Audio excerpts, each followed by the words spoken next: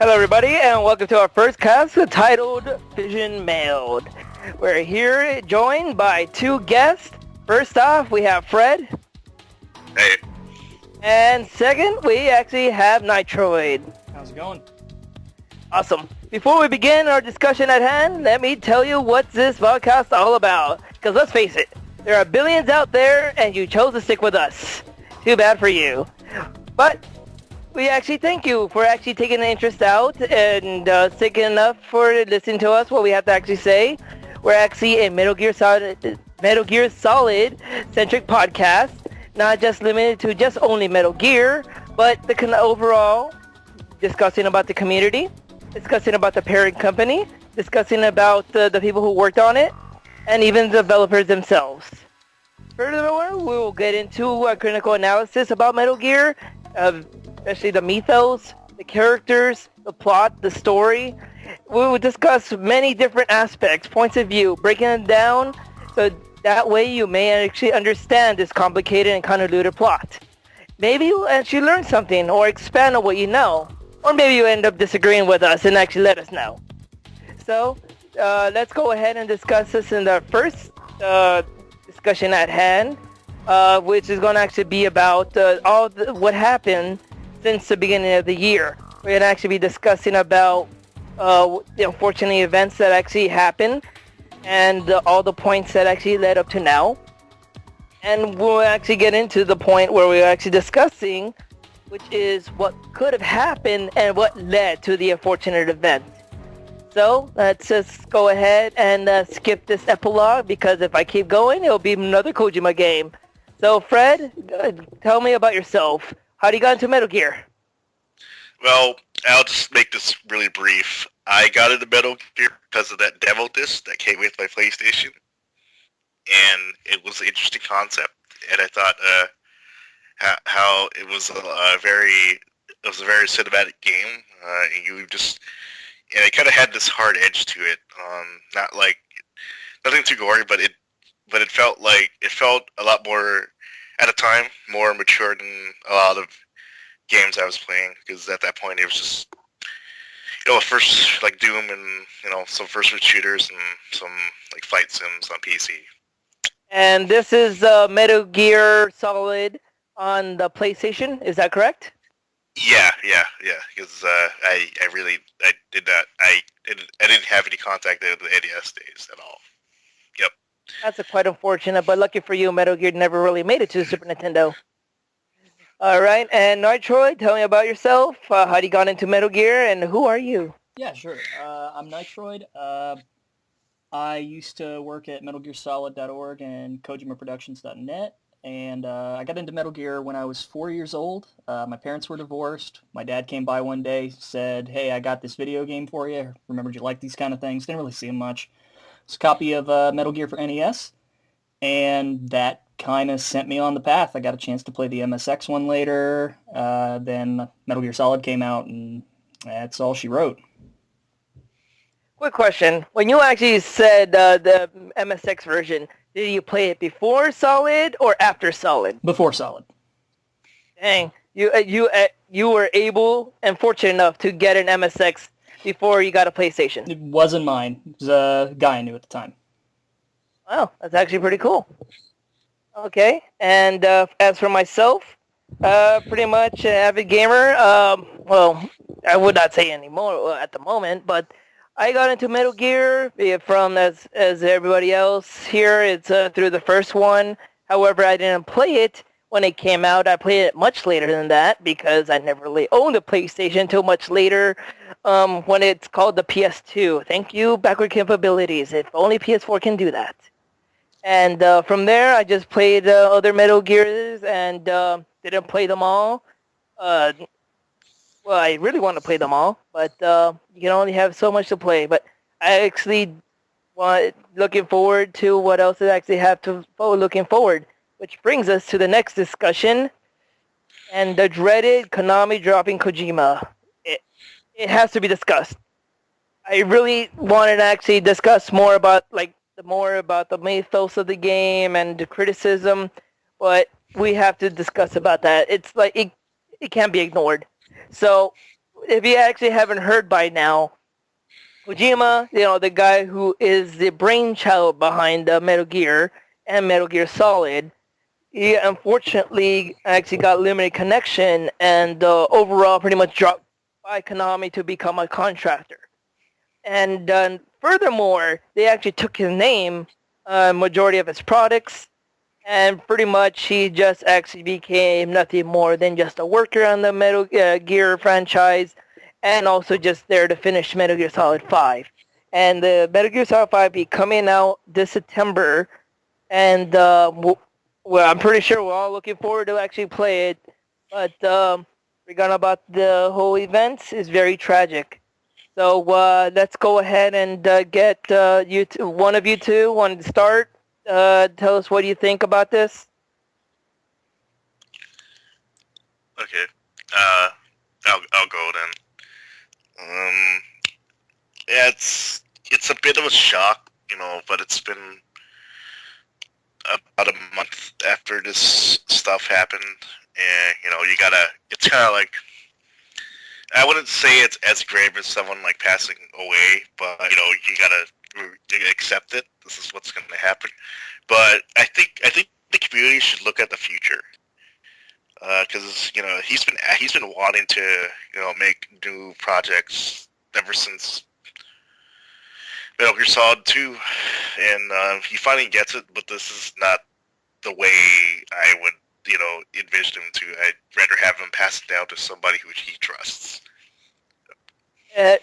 And he actually has tried it before. He did it back when it was actually Metal Gear Solid 3. He actually tried it Metal Gear Solid 4. And it also happened even shipping off the spin-off title Metal Gear Rising.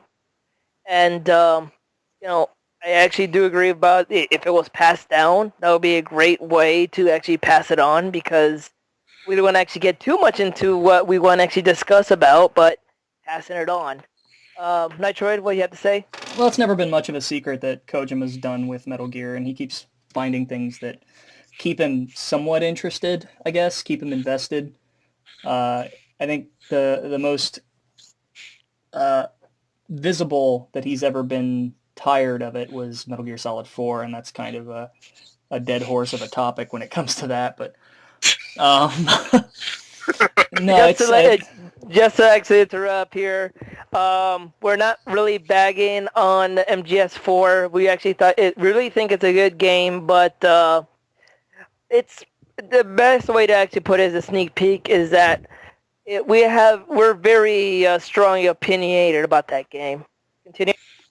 I'll leave that for another time, but no, it's I kind of wonder in hindsight if he knew this was coming. Following MGS1's success in the U.S., he took up a position in Konami as vice president. Now, I'm not sure if he was appointed by Kagemasa Kazuki himself, or if that was another one of the board members, but it's not exactly a secret that those two have never really seen eye to eye. So I kind of wonder if he's had the feeling that there was going to be some sort of a break between him and Konami for a while, and I'll be interested to see if that's reflected in any way in the Phantom Pain. Well, if that's the case, we can actually go ahead and discuss about what probably happened. What could have conspired this? As you mentioned that the president and Kojima hasn't really been eye to eye, but is it really truly the factor? Could it actually been something else? Maybe it was a sales, or maybe it's just that Kojima finally just didn't want to do any Metal Gear, and he discussed that, and pretty much it didn't go his way. What do you think might have happened? I think it's an aggregate. I think it's a combination of a bunch of different issues. Metal Gear as a franchise is profitable. Not extremely so, but enough to justify the amount of money put into it. Beyond that, though, I know Konami was looking at brand consolidation. They felt, or I don't want to say they collectively. It's hard to say who was making what decisions where. It's easy to point the finger to Kazuki, but it's conjecture. The fact of the matter is, Konami is moving towards brand consolidation. They don't want all of these separate studios. They want everything in-house, controlled, and under one flag. They don't want, oh, well, we have these games by Konami, and, then we've got these games that are by Konami, but really by the Kojima production studio. And when you have sub-studios that are becoming a stronger brand than your core brand, that's a problem. So I think it's a multitude of factors. It's not just Kozuki and Kojima didn't get along. It's not just it wasn't very profitable or not as profitable as they had hoped. It wasn't just the consolidation of the brands. It was a culmination of a lot of different things, and maybe a little bit of Kojima rubbing the staff, or not the staff, but the administration the wrong way.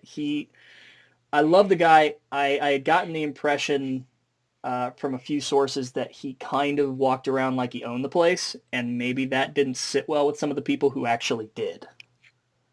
So yeah, I can actually definitely see that. Like if you actually own a business and one of your employees comes in thinking that he's a boss and you're the boss, he's like, no, I'm the boss. He works for me. If it is the other way around, I could totally understand how that actually may have worked out, and seeing it that way. Fred, what do you think might happen? It's a kind of a not so hard to see in Japanese video game industry since last gen. They've been in a slump.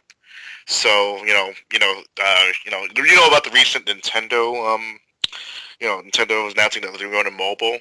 Seems like Konami's focusing on that. They're gonna work on basic lower budget titles, kind of stepping away from AAA. There's also a video out there that came out on I think Tuesday or Monday. Super Bunny Hop. Yeah. Yes, the Super Bunny Hop. Yeah, I know you're gonna be referring to that came out on Tuesday. Yeah, and it could just be conjecture, and it came from an anonymous source, so it's not confirmed. Can always kind of vie for the gambling market. I mean, if you go to Vegas, there's a lot of the slot machines there. They're made by Konami, so they're kind of quickly getting out of the AAA business and going fast and hard on the gambling. It all goes down to if the gambling bill in Japan gets passed, so they can have slot machines there. Yeah. And before, I don't want to actually get to track too much about it, but you did actually mention regarding about mobile games, especially you mentioned Nintendo. Yeah. But I want to actually elaborate a little bit more. I don't want to get really too deep about it, but from what I understand is that Nintendo is regarding about it's more of a partnership. They're not going full mobile. They're not abandoning. It's just a partnership. And from what I understand, it's more of the back end in terms of online infrastructure. And to me, I think Nintendo's been doing it. I wouldn't actually say a piss poor job, but they tried. And that's more power to them. But let's get to the on top subject, which is about the video you're talking about by Super Bunny Hop, and that one. By Super Bunny Hop, if you actually haven't checked out the channel, really check it out. He actually has done about Metal Gear Critical Analysis, and pretty much that's one of the major I want to say influences, but it's one of the reasons why we want to actually discuss about it. We want to actually get more in depth about it, and when we actually discuss about the whole Metal Gear thing, we want to actually do it by each game. But to move on to the actual video itself, I have to admit that George Weidman, even though he's using a rumored source, I still think that it sounds credible to me because the way it sounds like, it really sounds like it could fit. However, there isn't really confirmed sources, so we can't really actually say this is fact. But at the same time, we can't really say this is fiction because either way, it can work either way. But the point is that it's rumors.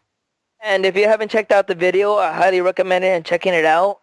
It really goes into detail, and as what Nitroid explains, it actually does discuss about the president and his whole thing regarding about gambling. And there is actually a law in Japan regarding about gambling. And to actually get a little bit more into regarding about gambling in Japan, they don't actually gamble like how we actually do it here in America, which is we can actually gamble with money. Over there, they actually do it by a loophole. And if you actually know what pachinkos are, they actually use metal balls. And those metal balls are like you pay for the metal balls, you get more balls, or you lose more balls, and then you change it back to cash. I'm pretty sure Vegas has the same thing with like probably chips. Chips, yeah. So it's about the same thing. And all that law is just to make it more expensive and actually more less heavy regulation on that. So anybody else actually has interesting things regarding about the whole Kojima Fallout? Okay, I'll go. I'll go. There's kind of, I think there's kind of a hint if you play like the Deja Vu or the Jama Vu mission. You get this infrared gun, light on a gun, right? And then if you put it on a game that Kojima directed, they get erased. Once you erase them, you get like a thank you message from Kojima, and then the cause says something like, the markings may have disappeared, but the memory will still remain. So, I mean, that's kind of creepy. I'm not sure if it's kind of, art imitating life, or he kind of wanted to express it to the player. We don't know. We don't know for sure. And going on that, the thing is that Metal Gear Solid 5 Ground Zeroes is just a part of the game. And actually going by the Deja Vu mission, which is any of the games that actually by Kojima erased, and this is actually like a year or a few months to a year before this whole thing happened. It's actually quite unsettling that he actually knew ahead of time. It's kind of like dropping hints, and if you figure it out, and it's like, no, this can't be happening. And then when it does happen, you're just like, it's it's a really neat foreshadowing, but do you think that it could have been done another way? Well, we first have to we have to be objective here, because it's entirely possible that this wasn't an intentional inclusion. He may have not known. This may have completely blindsided him. Now, I find that personally very unlikely. Kojima is a fairly shrewd businessman. It's not very likely that he wouldn't know that something big was on the horizon, at least in some respect. So whether or not that's reflected in Ground Zeroes, I don't know. It is as far as Metal Gear coincidences go. I mean, I try to avoid putting on the tinfoil hat when it comes to these kind of things, like X characters, Gray Fox, etc., etc. But this one is a little more believable than most. Not to say that that's what it was for, but it is kind of odd. Of course, because so far we have not had a tanker explode over the Hudson River yet. But the time for that to happen to fit in the game already passed. So, yes, it could be a coincidence. It could be intentional. We don't know. The only person who actually knows is the person who actually created it.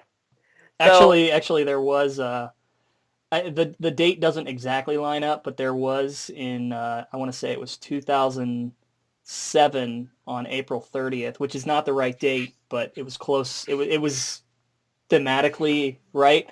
There was a sunken tanker, or what people thought was a sunken tanker, in the New York harbor. It was actually like a special kind of boat that would go up under ships that were sinking and could lift them up. So it appeared to be a sunken tanker, and that made the rounds for a while. It was pretty funny. So there's a possibility that the government might be building a ray after all? Either they're very well-written video games, or we've got a psychic on our hands. I'm going to go with psychic, because you know why? Because we need more psychics in our games. You know, maybe he is a psychic. That would be a great thing to point out. Maybe. Yeah. So, like, as much as I want to keep going, like, what could probably, like, cause it, for me, I actually think that personally, it's really hard to say that there are no coincidence, and then there are coincidence. But going by just the historical events, that's what I would actually want to make pointed out. Is that if you actually look throughout the like previously, Kojima wanted to get off for a while, and now he actually has got his wishes. It just brings it down to the whole monkey's paw, where it's all like, be careful what you wish for. It may come true, and it could be that he wanted to actually get off, but Konami's all like, you have to stay on because it makes us money. Well, he did. There was I can't remember who it was with, but there was an interview. I want to say 2 or 3 years ago. Fred, you might be able to help me out here. But he was asked if you could take anything out of your life, if you could change one thing in your life or remove it from your life, what would it be? And he said, well, Konami probably. Yeah, I think that was an edgy interview. That's a guy who works at Games Radar now, a British guy. So when you actually, sorry to interrupt, Fred, we'll get back to you in a moment. But if you actually add that up, where he said that he doesn't want Konami, he didn't. That's the biggest one of his biggest mistakes was be with Konami, and then you actually go into the whole part with the president actually not getting along with him, and then you actually see the whole collateral damage that happened. There's probably a good chance that there was internal struggle throughout the years. Well, I don't want to say it was a mistake because Konami definitely gave him the foot up that he needed, and he wouldn't be where he is now, at least not in the same respect without them. But the environment's changed, and either he has to adapt to that environment or move on. And it looks like he's going to choose to move on. Yeah, well, for me, I think it's actually wise, like to actually move on. But, like, I'm very sure there's going to be strong opinions opposing that Konami should keep going on Metal Gear. And just as much as there are other people, which I would say minority, telling them, no, you have done enough, please do something more because we know you can be much more creative. And he has proven that before, albeit their visual novel styles, but that's something that really is interesting because throwing down with Snatcher and Police Knots, that's pretty much like that's his game. And I'm going to actually clear it up right now. Kojima did not really do much of Zone of the Enders. Or in Japan it's called Anubis. He's just a producer. He wasn't the director. So I just want to actually make that clear for anybody who's all like, but what about Zone of the Enders? Well, he did more on the second one than he did on the first one. Yeah, but was it his product? No, but this is somewhat apocryphal, so take it or leave it. But allegedly, the Zone of the Enders concept was in part born of an idea that he had where he wanted the final fight of the game. He wanted the main character or the player to have to run away from the final boss, and that was apparently, in some regards, one of the sparks for what got the first Zone of the Enders made. So, all right. Yeah. I can actually see that he's a part of it. But the thing is that he liked him so... I just don't really... Personally, I don't really like how people are just saying, like, he's Zone of the Enders. And it was all like... For me, it's like, he isn't really much of Zone of the Enders as much as that he is more of a Metal Gear. Kind of like lumping in Bokutai as well. Which he also was a hand of as well. And so let me get back to what it is, what probably happened. I really don't know. That's the best honest answer I can say. There's so many theories up in the air. I can actually pick many of them. I can actually pick the one theory that really, really is out there, and personally I just thought it was way too entertaining, is that Kojima bought himself a Gundam he can actually finally pilot. And I know, it's just, that was way out there, but I just find it funny. I've heard some people suggesting that this is all just a marketing ploy for the Phantom Pain, but, that detracts from kind of the bigger problem here. That doesn't really help anything. But to actually look at it as a marketing, what use would it be to actually to throw out the person behind it That's the tactic. It sounds brutal. Well, the theory, and like I said, this is kind of fringe, is that he's not really out. This is just all part of a gag. You know, it's all part of a marketing ploy, and then at the end he'll be, you know, aha, this wasn't really the thing, or I've come back. Kind of like how he during MGS2's development he submerged. You know, he went under. He went kind of on a media blackout there for several months while he finished the game up, and then would reemerge when it was time to bring the game out. Something like that. Although, like I said, this is not quite the same circumstance. Going by that theory, if it is entirely a marketing standpoint of, or a ploy or anything dealing with marketing, is just a ruse. If it was indeed a ruse, how would you feel? Well, then it's a terrible one because it doesn't accomplish anything and it just pisses off your fan base. And you, Fred? Yeah, I have to give it Knights, right? Because that would just be something in really poor taste. And like he talks about this game being like a taboo game before he announced it, but I don't think that would be like crossing a line, and then I would just lose a lot of respect for him if he did that. Yeah, and especially coming from probably, I have to say, the best way to announce a game. I'm going to actually go into some really sad territory. I'm going to be talking about basically PT. Okay. It really, personally, it really hurts for me to actually even mention it because honestly, it's a great concept. It really is scary. Like it actually made me feel like this is what Silent Hill should have been. And you know, the marketing ploy for PT was actually brilliant. You know, it's like it got everybody talking. It got people who actually played the game to find out, oh my gosh, this is really happening. And you know, and not only that, the media was all abuzz about it. And I would not be surprised if it came to like what was the most memorable aspect of of last year would have been the PT, hands down. And to actually think about is like, you know, even going back to like MGS2 with that ruse with Raiden, or all those little snippets with Metal Gear Solid 3, you know, like his marketing tactics has been really good. And you can also throw in Moby Dick as well, you know, even though the fans broke it down in like a matter of minutes. But actually it's hours, but who's counting? But a marketing ploy, how it's done, I can't just imagine that this is all an actual ruse of it's actually marketing. I can't see that, and honestly, if that was the case, it just pretty much he dug his own grave. That's to me what it is. Is like if it was indeed a marketing ploy, but I'm pretty sure we can all agree that that is not the case. Yeah, right? That's pretty much. Right. And when it comes to PT, I think that's the real casualty here. I mean, we've been up and down the Metal Gear canon so many times, and filled. You know, you can only have so many missing links. But with PT, that was something.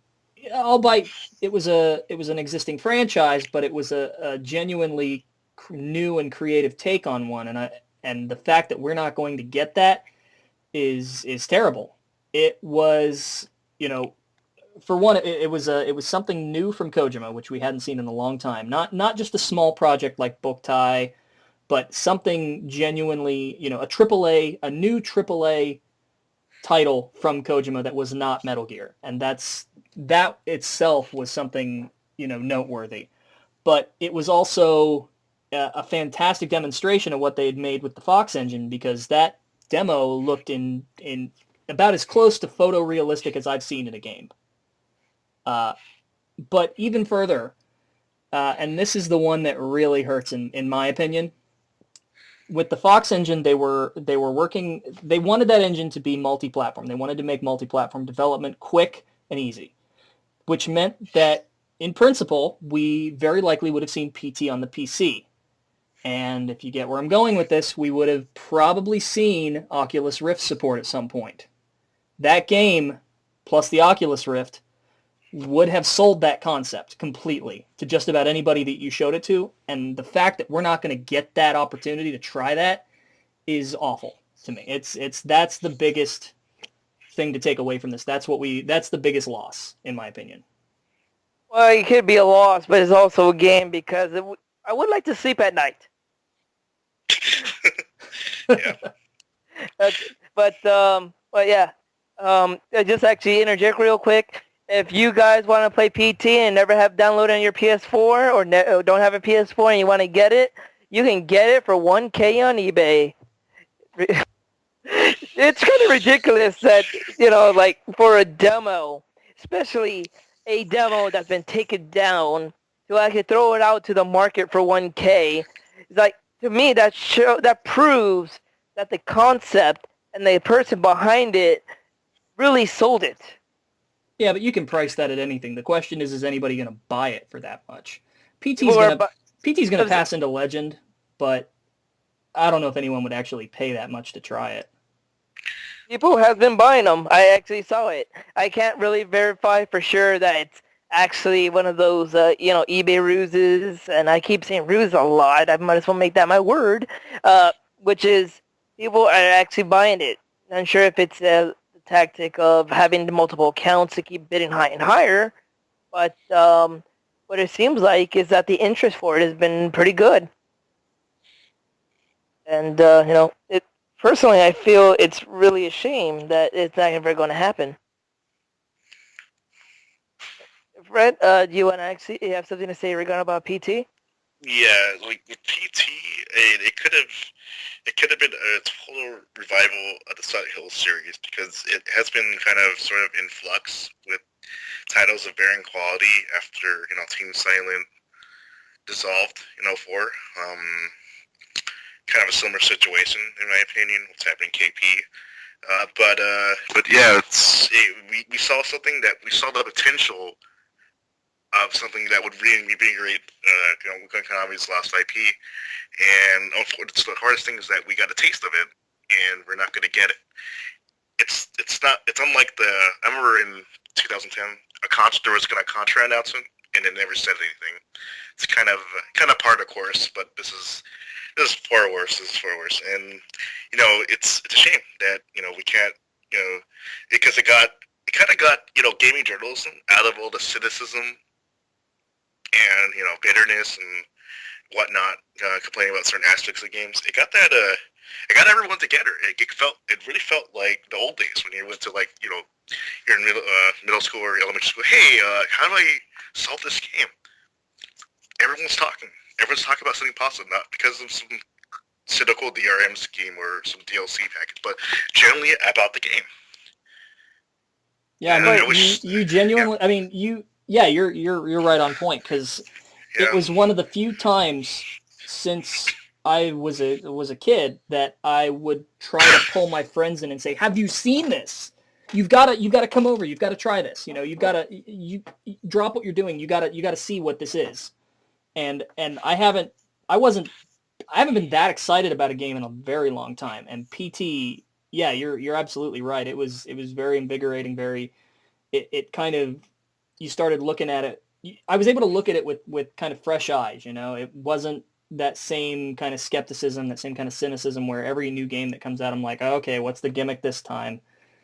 It was like, whoa, they're not playing around. They're trying to do something fantastic, and yeah, it's a shame.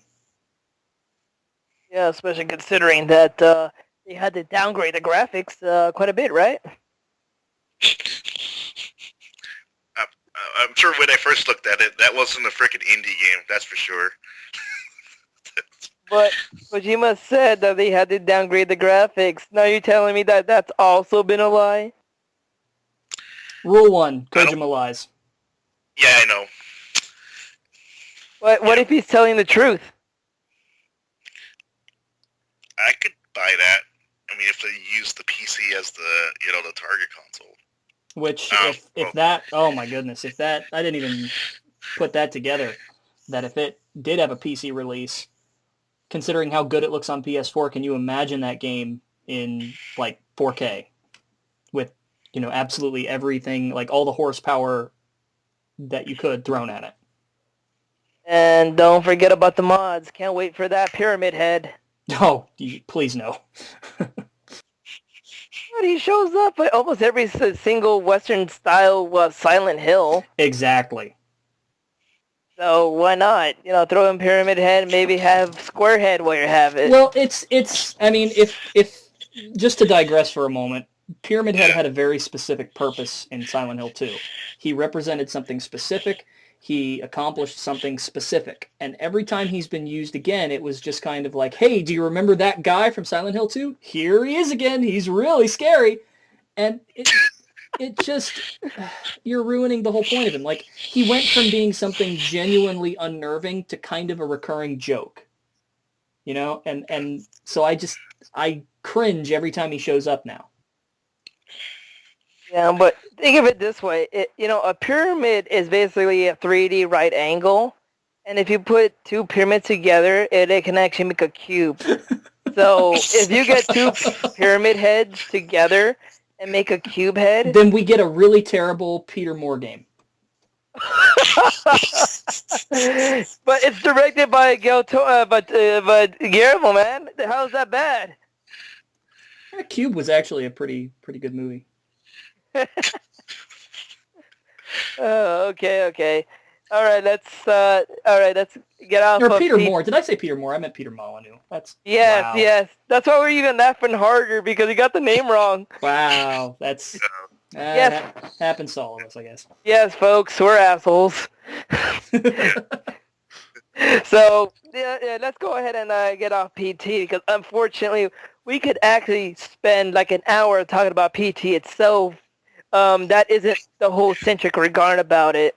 We're actually here to talk about Kojima and Konami and the whole falling out. And the one question I actually have left is who's to blame? Who we blame this on? Let's start with Fred. What do you think?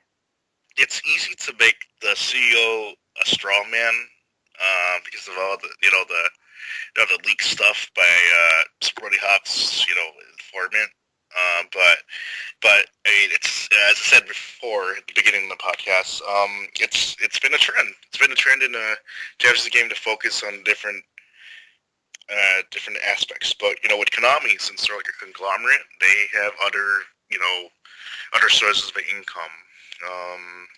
So it's just a number of factors. One being the stricken Japanese game industry. Two, the friction between the perceived friction between the president and Kojima. Three,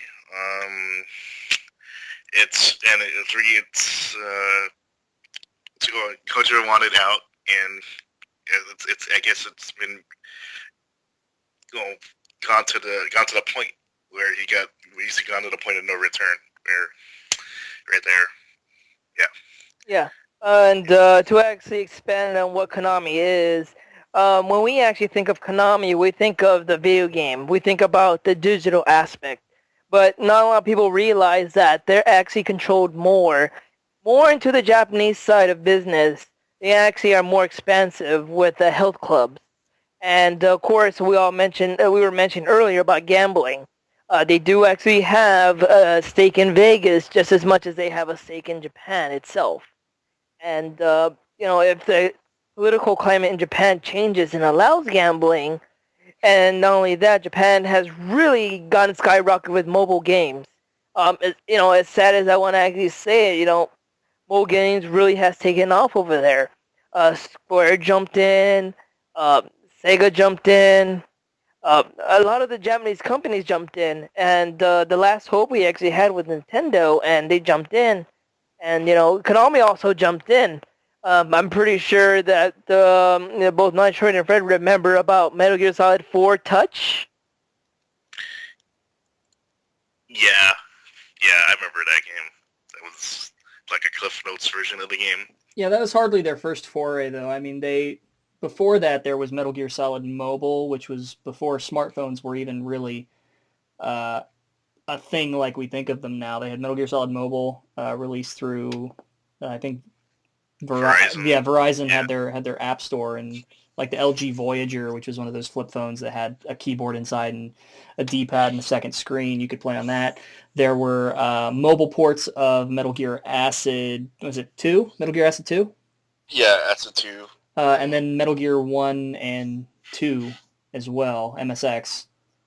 So I mean, they've been experimenting with this for a while. It's going back to who's to blame. It's not really a question that I think applies so much, because this is kind of my opinion. So, take it for what it's worth. But there are two philosophies here inside of Konami that have been fighting. One that says we need to deprioritize digital entertainment and grow the other part of the business because there's more room to grow there. It's less effort, more return. So we're talking about Konami Gaming, which is their mobile, their gambling, etc. The health aspect, all of these things that we don't think of when we think Konami, at least not us as gamers. Whereas the other side is saying, and this is Kojima pushing this side, is we need to grow digital entertainment because there's a chance to really pave a new way here. And he was trying to do that with these large AAA blockbuster style games. And you saw a bit of that in Metal Gear Solid 4, where he was, love it or hate it, they're trying to kind of go into more of a high production value Hollywood style process for making games with that. And that's been expanded on with the Phantom Pain. And you can see that by the way he's talking to Hollywood. He's looking for professional actors. He's talking to directors. PT was another example of that. He's looking at digital entertainment and he says there is a way we can grow this to be as big as movies. Not the same, but as big as. And so you have these philosophies of one saying shrink and the other saying grow. They're going to butt heads. And at the end of the day, it's going to come down to who has more control. And that's what we saw. Well, pretty much the best way to actually go about it is we can actually easily blame the president, but at this point we can't really say for sure because we don't have all the facts. Yeah, and besides, it is kind of, we have an emotional attachment to these products that they make, but it is kind of silly to blame a president for making a decision that he feels is better for his company. It's not really. It sounds kind of silly in that context, I think. Yeah, because it's easier to blame a suit than look at the whole picture, right? Of course, it's easier to pretty much blame anybody. You can actually here, even in the States or even worldwide, it's just easy to blame the head honcho. We do it all the time in America. We blame Obama for everything. Well, I mean, thanks, Obama. It's not so much that it's why are we even blaming? I mean, we're like I said, we're angry. A lot of people are angry because they have an emotional attachment to these franchises. But as cold as it sounds, and as much as it might anger people, this is a business, and they are trying to make the best decisions for them as a business. It doesn't matter what our emotional investment in a product they make is. At the end of the day, they have employees, they have investors, they have objectives to complete. We're not really a part of that equation, especially in such a marginalized aspect of what they do as a business. Mm-hmm. All right, that's pretty much what we got. So we're going to go ahead and give our final thoughts regarding about the subject, Konami dropping Kojima and overall. So Nitro, you want to actually say any last thoughts? It sucks, but I hope in the long run that it ends up being a good thing for Kojima. It kind of lets him spread his wings a bit, explore some things that he's wanted to for a while. I know he said a while back that he wanted to write a book, and he's always wanted to get involved in Hollywood to some degree. So who knows? Maybe we'll see some interesting things come out of this. A lot of people expect him to open up an indie studio, but I don't know. I feel like that, if he does, isn't going to come for a while. But who knows? It's all in the air at this point. Well, especially considering that since PT went down, he still has contacts with Guillermo del Toro, and not only that, Reedus was really interested in the project, so maybe he might end up going to movies because just a sneak peek regarding about the upcoming episodes, which would be about discussing about Kojima himself. At one point, he wanted to make movies, Yeah, and that's he used to record small little movies and was planning on being a film director, but then kind of found his way into gaming. And I think that maybe that's one of the things that Konami, at least to some degree, took for granted was that these connections he was making with Hollywood and inside of Hollywood, they weren't connections between Hollywood and Konami. They were connections between Hollywood and Kojima. And take Kojima out of the equation, and you lose those connections. I don't know if that was much of a loss for them, considering what their plans are, but it's hard to say what they're thinking right now.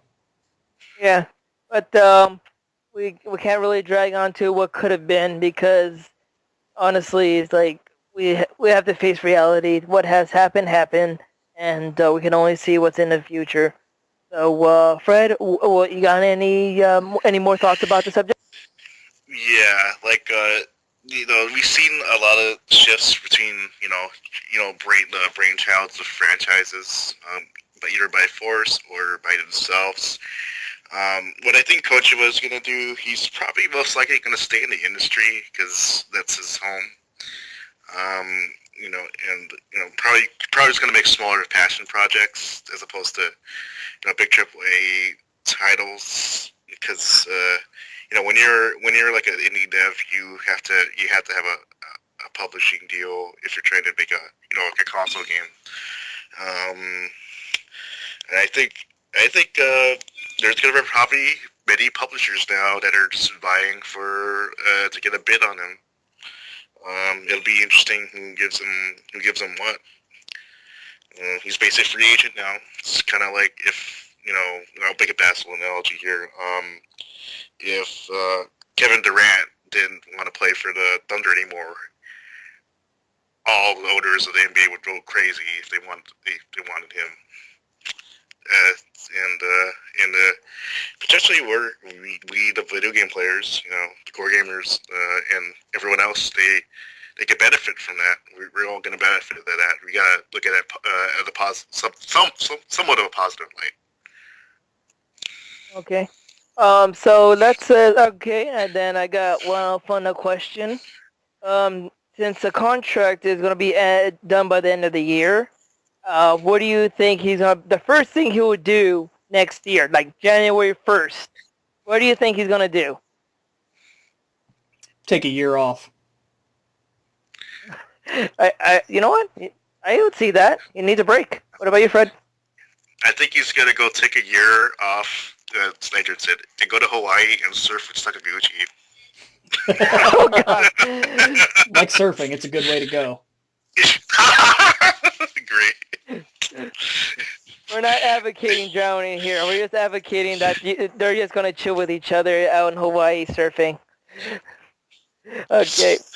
For me, like, I just think that I actually do agree that he's going to probably take a year off, but his work ethics is just out there. I don't think he's going to take a year off. I'm just thinking he's probably going to take like a few weeks off, and then he's going to look into like, okay, what should I do next? And I'm pretty sure he's going to look into passion projects. I think he's going to go down his bucket list. And that actually preludes to the discussion we're going to have upcoming. Like I said, it's all about Kojima. But we're not going to we're going to actually get into Kojima. But yes, to actually elaborate what's going to end up happening in the future episodes, which is we're going to be talking about Kojima. We're going to be discussing about, analyzing everything he has done. And we're also going to be analyzing each of the games he has made. We're going to probably start off with Metal Gear Solid 1, and then we're going to work our way throughout. We're not entirely sure if we're going to work our way through release dates, or we're going to actually go by canon. Obviously, starting by MGS1, we're actually starting, like, I would say the midpoint.